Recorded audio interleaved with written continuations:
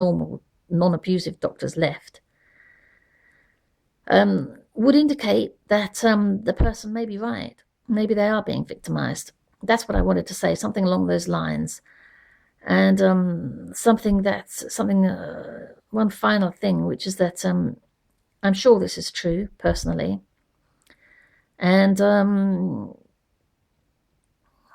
what's being done to people is evil and has to be stopped and punished.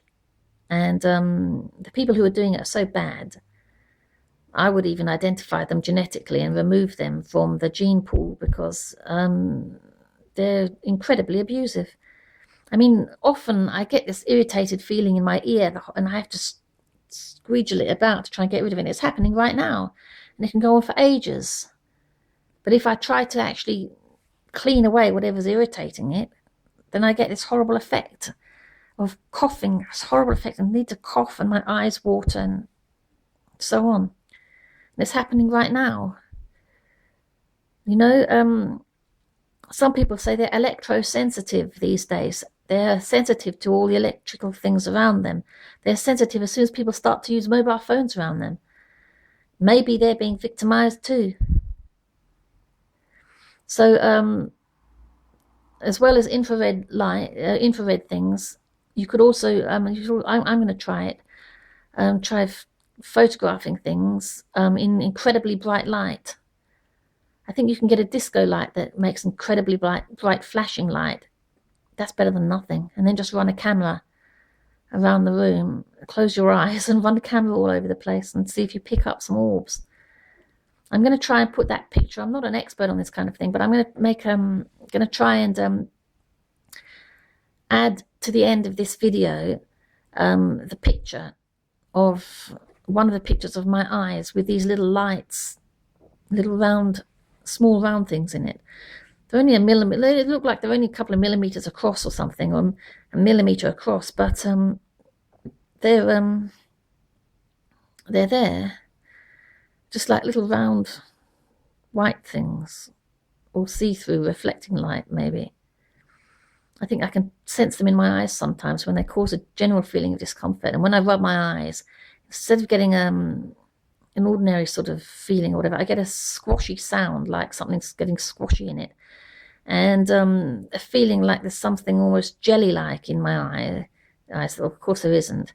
And when it finally seems to burst, then the irritation goes away, and there's a little bit of fluid, which I've always thought was a bit weird. It's been happening more lately, really.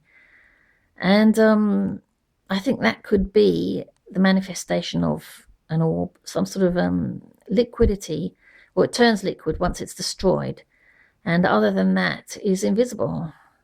So I don't know what sort of form it takes, some sort of jelly-like liquid form that's invisible and that doesn't really show when it gets into your eye, even though it feels like it would take up about a half a cubic centimeter of space or something, but in a flattened out along your eye kind of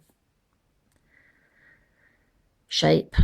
And anyway, when I finally manage to squash it, I get this little bit of liquid which doesn't come before. So it's not my eye making the liquid, really. It's just whatever gets squashed kind of thing. And again, that would be called imaginary. But it's not. People are starting to discover all these things now. And yet still, some doctors would probably, I think, call me mental. But a year or so ago, a doctor who had called me mental, who said I was mental, about 3 or 4 years ago, a year or so ago, told me he didn't think I ever had been. He said, I don't think you ever have been. And I thought, well, great.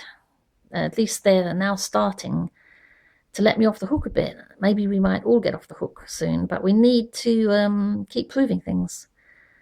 And one way of proving that orbs interfere with people, really, might be to film them. By filming, getting people to stare into a bright light, while a really bright light, a flashlight, bright light, while you film the orbs, at least for a few seconds, and just gently push along their eyes and see if you can move them If you can move them while they're in the same position, that will show that the reflection, so-called reflection, is taking place at different places. Even though the light source is still and the person is still, you could maybe fix their head somehow, make them rest their chin on a particular point and keep their head there. While you, rather than they, so they don't have to move, gently rub their eyes, and then show that these things perhaps change position when that shouldn't happen. The reflection should be the same because the position of their eyes haven't changed. They're looking straight ahead. They're trying to focus straight ahead when this light is going, really bright light is going in front of them. But yeah, that might still, they might manage to do that, and you might get some interesting results out of that. I'm going to do that to myself, if nothing else, and just try and keep my head still. You can see if someone's keeping their head still, keeping it to the point. And I'm going to do that myself and see if I can film some change in position of these little things.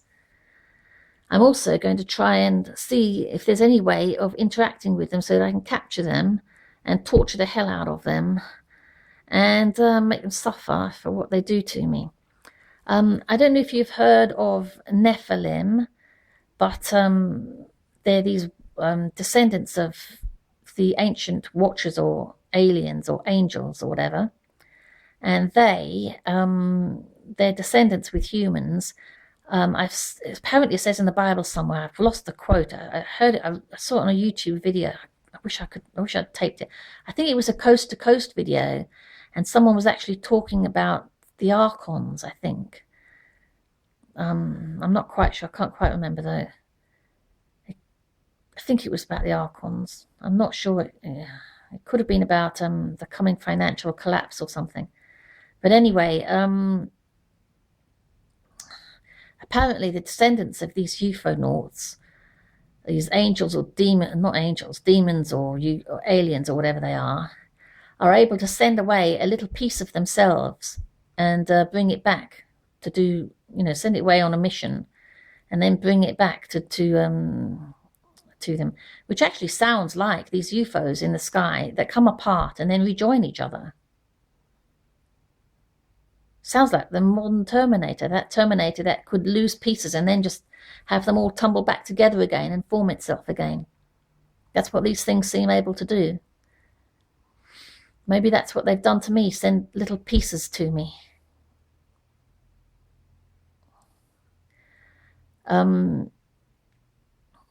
Another thing that happened was that when I was asleep, I sometimes felt little balls coming out of my mouth.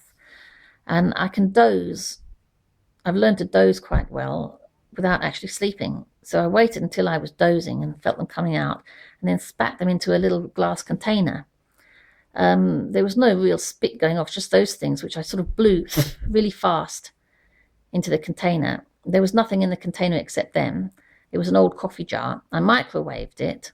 And after about 10 seconds of microwaving, whatever it was that was in there that couldn't be seen had burst, and there was a little bit, about half a cubic centimeter of liquid in the bottom of the coffee jar, clear liquid. I'd have kept it and sent it to a lab if I could, but I think I may have kept it somewhere.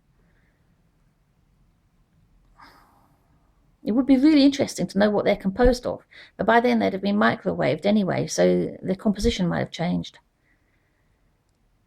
But if nothing else, it's nice killing them because they're disgusting, horrible things.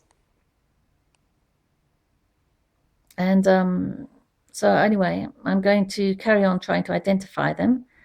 And if possible, if there's any kind of intelligence or communication ability in them, I'll torture them and find out about it and make them tell me things and then kill them. They are the enemy. Thank you for watching. Bye-bye.